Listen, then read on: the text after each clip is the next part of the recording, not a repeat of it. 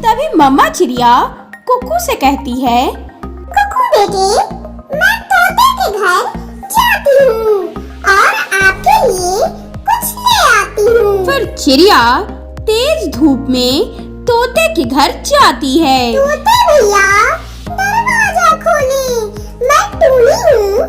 तभी तोता गेट खोलता है और टूनी से कहता है, कहो टूनी, इतनी धूप में कैसे आना हुआ? तभी टूनी कहती है, तोते भैया, वो कालू मुझे बुद्धू बनाकर मेरा सारा दाना ले गया।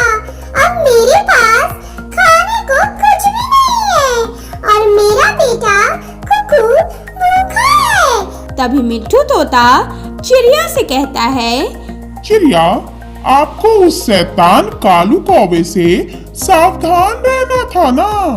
वो तो हमेशा से ही चुरा कर खाते हैं। अब पता नहीं ये कितने दिन तक रहेगा। आज का दाना तो मैं दे दूंगा, बाकी के दिन क्या खाओगी आप? तभी चिड़िया कहती है, तोते भैया, कुछ न कुछ जरूर करूंगी। ऐसे भूखे नहीं मरूंगी। तभी मिट्ठू तोता चिड़िया को 2-4 दाने दे देता है। मामा चिड़िया दाना लेकर अपने घर आती है और कुकू को खिला देती है। धीरे धीरे दिन बीतता गया, ठंड का मौसम भी आ गया। एक दिन चिड़िया का बेटा कुकू अपनी मम्मा से कहता है, मम्मा, आप इतनी ठंड में कहाँ जा रही हो? कुकू बेटे, पेट तो भरना पड़ेगा। ऐसे भूखे पेट कितने दिन रहोगे? मैं दाना लेने जा रही हूँ। आप अपना ख्याल रखना। ऐसा बोलकर मम्मा चिड़िया कनकनी वाली ठंड में दाना ढूंढने निकल जाती है। बाहर इतनी ठंड थी कि चिड़िया ठंड के मारे उड़ भी नहीं पा रही थी। तभी चिड़िया कहती है, इस ठंड में उड़ा भी नहीं जा रहा।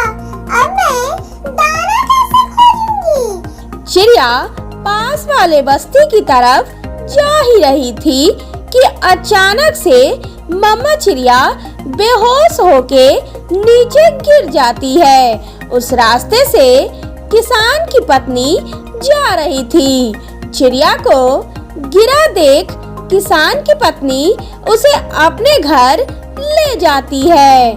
कुछ देर बाद चिड़िया को होश आती है। तब किसान की पत्नी चिड़िया से कहती है, चिड़िया चिड़िया, तुम इतनी ठंड में घर से बाहर क्यों घूम रही थी? अब तुम ठीक तो हो ना?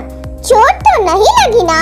तभी मम्मा चिड़िया किसान की पत्नी से कहती है, माँ जी, मेरा बेटा और मैं बहुत भूखे हैं। एक कौवे ने धोखे से मेरा सारा दाना चुरा कर ले गया, इसलिए मुझे इस ठंड में ही दाना लेने आना पड़ा। तभी किसान की पत्नी कहती है, तुम यहीं रुको, मैं अभी तुम्हें कुछ दाना दे देती हूँ।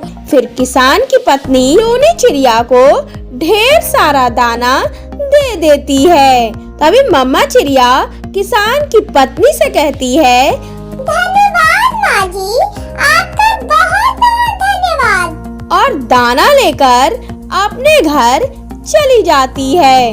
तभी कुकू अपनी मम्मा से कहता है, मम्मा, आप इतनी देर तक कहाँ थी? मैं कब से इंतजार कर रहा था।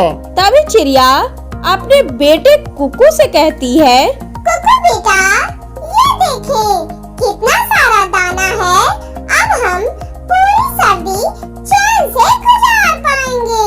भला उस किसान की पत्नी का। अभी कुकू कहता है, मम्मा, उस कौवे को अब कभी भी अपने घर के अंदर मत आने देना, वो बहुत बुरे हैं। ऐसा कहकर दोनों माँ बेटा दाना खाने लगते हैं और अपने घोंसले में लेट जाते हैं। ठंड बढ़ते ही जा रही थी। इधर कौवों का सारा दाना खत्म हो गया था। तभी गौरी कालू से कहती है, अब किसका दाना लाओगे? चिड़िया और बाकी पक्षी का तो दाना चुराकर खा गए हम दोनों, और सब दाना भी खत्म हो गया। अब हमारा क्या होगा? फिर गौरी कौवी कालू से कहती है, कालू जी, क्यों ना इस बार हम दोनों चिड़िया के घर चले। कल मैंने कुकू को खिड़की से देखा था, ढेर सारा दाना खाते हुए। तभी कालू कहता है, हाँ गौरी, हाँ, चलो चलो। फिर दोनों चिड़िया के घर चले जाते हैं। चिड़िया के घर पहुंचकर चिड़िया का दरवाजा खटखटाते हैं, मगर चिड़िया दरवाजा नहीं खोलती। फिर दोनों वापस उस ठंड में उदास होकर अपने घर चले जाते हैं। लेकिन कौवे के घर में एक मोटा चील बैठा था।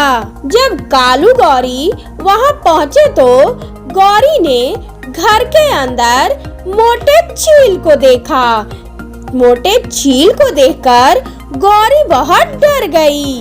कालू जी, ये देखिए, हमारे घर के अंदर मोटा चील बैठा है। अब हम इस ठंड में कहाँ जाएंगे? अगर अंदर गए तो हम मारे जाएंगे। फिर दोनों को ठंड में बाहर ही रात गुजारनी पड़ती है, क्योंकि चिड़िया ने भी उनकी मदद नहीं की थी। क्योंकि चिड़िया भी उस दुष्ट कौवे की चाल समझ गई थी और दरवाजा नहीं खोला। कालू और गौरी कनकनी वाली ठंड में बाहर रात गुजारते हैं। तभी कालू गौरी से कहता है, गौरी जी, अब हम कभी भी किसी के साथ बुरा नहीं करेंगे। बुरा करने का अंजाम बुरा ही होता है, जो कि आज हम दोनों पे बीत रही है। इस तरह कालू और गौरी को अपने किए की सजा मिल जाती है।